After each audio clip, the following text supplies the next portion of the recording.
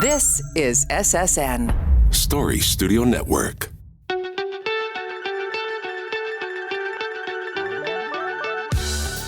Hi, I'm Rene Gatien, and this is the Powerful Connections Podcast. Welcome to Season 2. For many years, my efforts as a service provider were focused on developing, planning, and building high-voltage projects.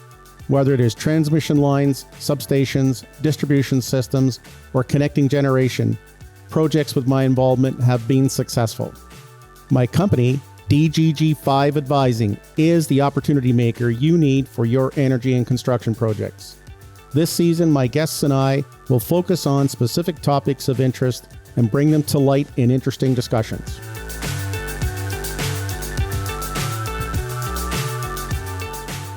Powerful Connections was created to make people aware of the services of DGG5 Advising through conversation and storytelling. We went beyond that goal in Season 1. The many great conversations caught the attention of a lot of people in Canada and the US and many other countries in the world. Powerful Connections is approaching 800 downloads. Thank you very much for your interest. So this prompted me to continue to a Season 2, but what do I do next with this? We were successful in exposing who Dean is and the focus of the spectrum of the areas where DGG5 works. The energy, utility, and construction sectors all have a full gambit of political, pre-development, development, strategy, planning, environmental, project planning, Indigenous relations, health and safety, as well as the building of relationships, the importance of good leadership, managing resources of people, equipment, and materials, execution of the work, and a look to the future. So Season 1 of Powerful Connections covered a lot of broad topics. In Season 2, I will discuss key issues in the energy, utility, and construction sectors. There's a great lineup of guests coming your way.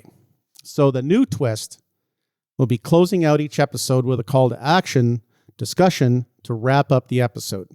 To make this wrap up even better, I will do this with my show analyst, my brother Rene. So please welcome back to Powerful Connections, my older and smarter brother Rene Gatien.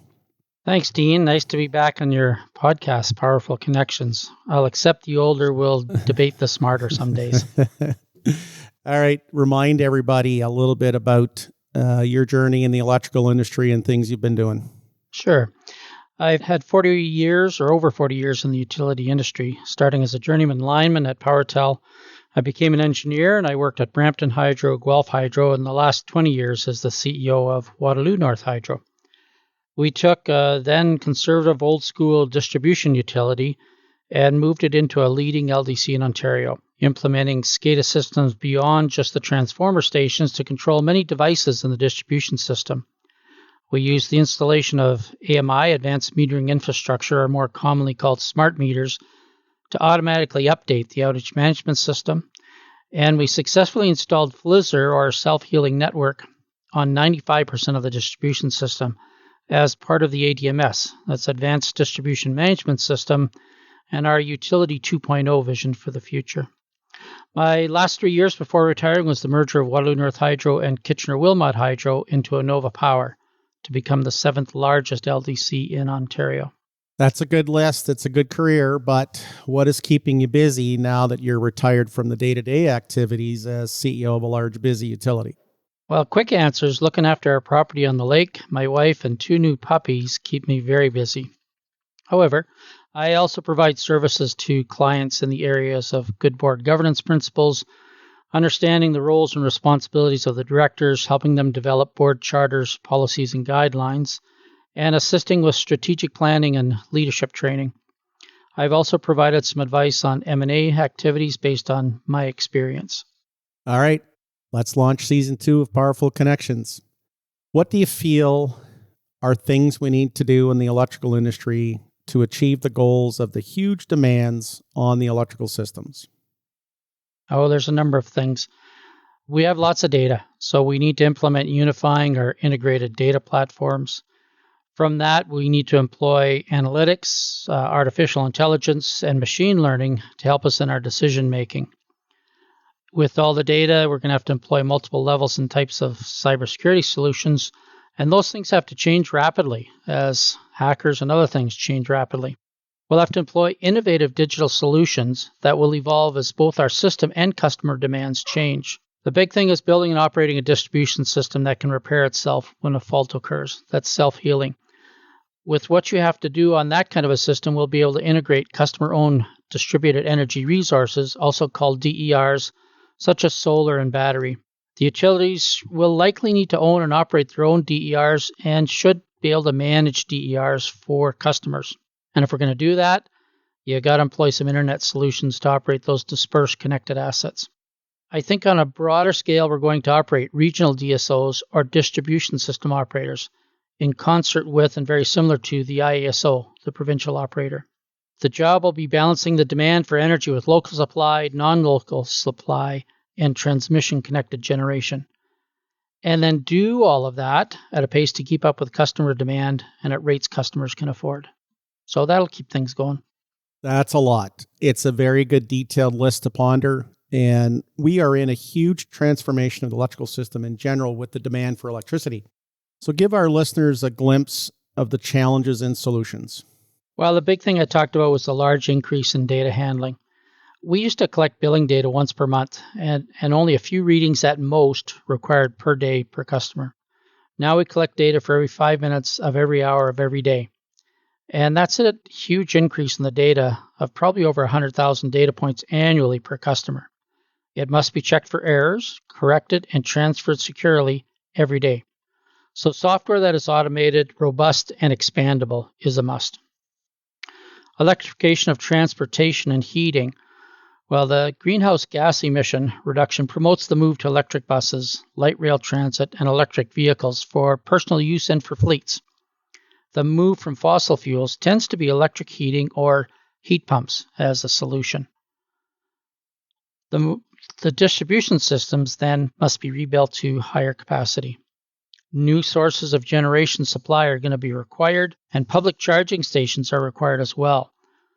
When you come to the LRT, the light rail transit, and public buses, they require multiple and distributed substations for electric rails and rapidly charging stations. Some customers are going to build their own generation locally, and they're going to want to sell their excess generation, and yet want the utility to supply power when that customer's generation is offline. So LDCs will need the sensors to make this switch of supply seamlessly, and the distribution system with the capacity to handle the swing in demand from the local customer supply back to central supply and then back to that local supply. And customers are going to expect new services, especially on their cell phone. And Dean, they want it now. LDCs will need to use artificial intelligence and machine learning to study customer data and provide access to the customer for many self-serve options. Likely virtual assistants will provide personalized suggestions based on customer habits, weather, and energy pricing. And then behind all of that, we're going to need a large increase in the generation available in the province and a rebuild of the old transmission systems along with new transmission systems. Non-wires alternatives such as solar array and battery energy storage systems may be better solutions than long transmission lines or distribution lines. And the last thing in the middle of all that, one of our challenges that shows up is throw in extreme weather events. The frequency and veracity of these events seems to be increasing. Utilities are building more robust systems, which unfortunately increases cost, but it reduces outages and reduces damage to plant. So that's a few things to keep us going, Dean. The big thing that probably comes to mind is the storage that's going to be required, the additional IT, additional personnel, repositioning, and the use of cell phones is going to be a big item for people to handle. But there's a lot of work happening in what is referred to as hardening, system upgrades and improvements to withstand weather. So we've talked about the weather issue. We lived through the ice storm in 1998, and we worked on both sides of the border helping restore power, and many things came out of that. So I think as you do the work, you're going to find other things to do and improvements. And one of the things we found was improved fall restraint equipment for climbing poles came out of that original ice storm. So fast forward to today, there's a great discussion on all the upgrades and new construction required to meet the capacity required for the increased demands. And you talked about all the new transmission and generation required or upgrades. There will be a greater investment in the system through government funding and private equity funding. So this is not new. this will be tough to recover the cost of investing through the rate base only. So where does the financial planning and support need to be to meet the demand to pay for all of this? Well, I think the biggest pressure is at the central generation and transmission lines. There are much longer lead times with significant financial and possibly environmental impacts in many cases. They need people like you pushing the discussion and the support from the province and other groups to finance and construct these projects. But they need to get going. So it's good to see movement on projects in the last couple of years. At the distribution level, most LDCs rebuild their systems continuously. If they haven't, then they should be. And if you talk about the hardening and the ice storms, we learned a lot, not only from 1998, but in our areas, we had a number of poles come down in 2008, and then we got hit by significant ice storms in 2013 and 2016. So for us, we certainly learned about hardening of systems a long time ago. Now the issue is the incremental new capacity required to support future demand does not have a means to capture the revenue now.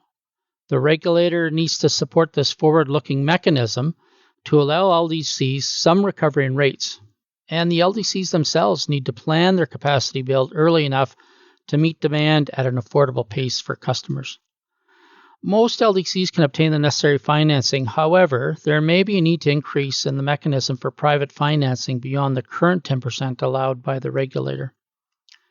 An additional support mechanism is from the province in the form of supporting energy-efficient upgrades for electricity consumers. There's some rebates currently, and the government may have to do more to help the average customer reduce their consumption. So as rates go up, their bills won't go up as much. Local and regional governments, they can help as well. We convert some of the municipal social housing over to electric heating, but there's no use doing that if there's no energy efficiency upgrades to go with it. Changes in the building code, and that's from a federal, provincial, and local level, for energy efficient homes and businesses would really help to lower the demand as well. We talked about 1998, but the increasing frequency you've mentioned now and the increasing intensity. So these aren't once in a while occurrences. They're becoming regular annual occurrences to be dealing with. So I know just in Ontario, there's big transmission and generation projects coming, more 230 kV and 500 kV lines and more developments in the north to connect to the grid. But how are the local distribution and provincial utilities going to manage the pressures of today for more electricities, yet keep it affordable? Well, they have to do all of that stuff we talked about above. And then it needs to be a balancing act between the pace of rebuild or new construction and the upward pressure on rates. The LDCs certainly have to work together to find efficiencies and work with the provincial utility and the ISO on efficient capacity, the best capacity, and the step forward for DSOs.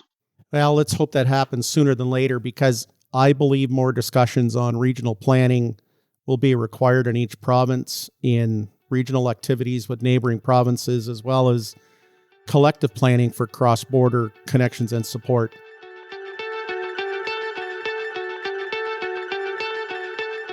This was a great discussion. Thank you for joining me on Season 2 of Powerful Connections. Any closing remarks for our listeners? Well, we change phones and computers quite frequently to keep up with the demand for new apps and more capacity. Some days it feels like the same thing is coming for distribution and transmission systems and generation. We will need to be more innovative, seek new alliances, be less risk-averse than we have been for many years, and maybe find a regular replacement of running shoes because you're going to need it to keep up. It's going to be exciting, and it could be lots of fun.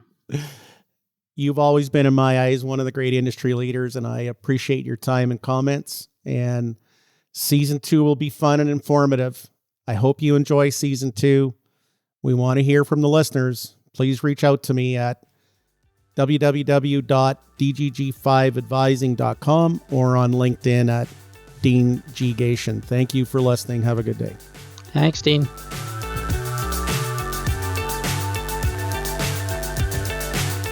Look forward to hearing from you after you listen to each episode. I encourage you to subscribe to Powerful Connections wherever you get your podcasts. Share the podcast with those you feel will find it interesting and useful. Connect with me on my website at dgg5advising.com or find me on LinkedIn at Dean G. Gatien.